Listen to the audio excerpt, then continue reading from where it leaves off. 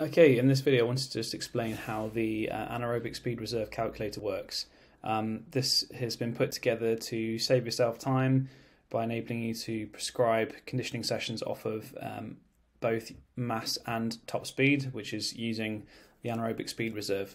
Main benefit of this is that it is far more accurate and a lot more consistent in terms of people's physiological response. If we only use maximum aerobic speed for conditioning prescription, often we don't account for anaerobic speed reserve, and some people might be working significantly harder if their top speed is lower, even if mass scores are the same. So we're trying to account for people's anaerobic capacity as well. So the front sheet here just gives you sort of an overview of what's kind of contained within the calculator.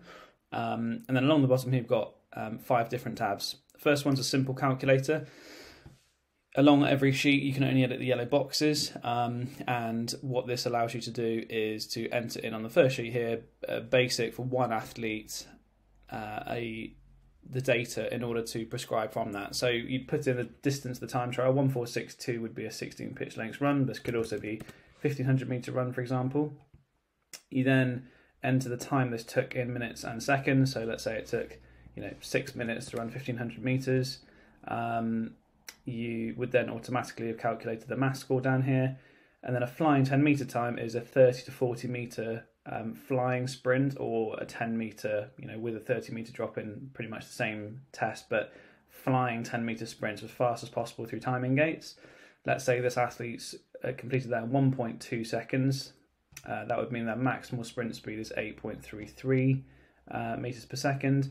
The mass score is 4.17. And the anaerobic speed reserve therefore is 4.17. So what that then allows you to do is to prescribe conditioning sessions from it. So down here, step 2, calculating the interval distance. Now we want to do a 30-second interval at 25% of anaerobic speed reserve. This probably matches up with something like 120% of maximum aerobic speed. The target running distance is going to be 156 meters. Now 30 seconds of that speed is quite high, so let's say we're only going to do 20 seconds. Now you've got a 104 meter distance target, so that will update automatically based on that data.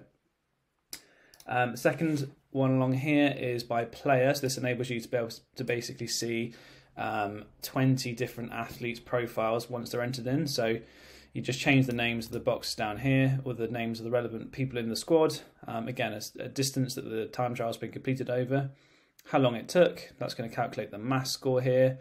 Also include in this yellow column their flying 10 meter time.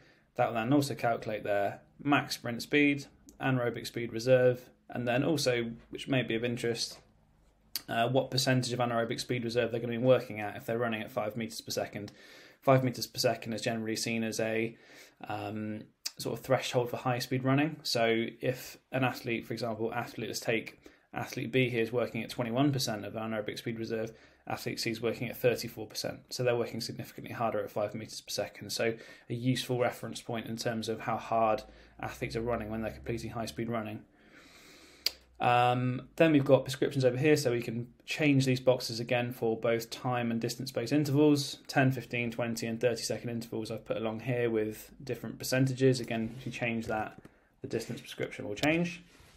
And then the same for the distances. If you change the distance and the intensity, the speed target will change. This is now based on distance with a set time.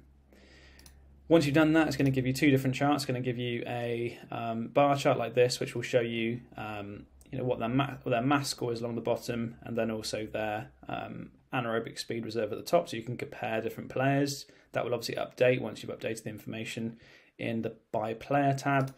Same for the scatter graph. This will give you different profiles, so someone who's quick but unfit, someone who's got the optimal profile, someone who's got high mass but a relatively low top speed, and then someone who's essentially untrained. And you can update the 2 axes to make sure that the data ranges are appropriate for your cohort, because obviously whether you're working with young athletes, female, male athletes, it depends on the level. And then finally a session planner.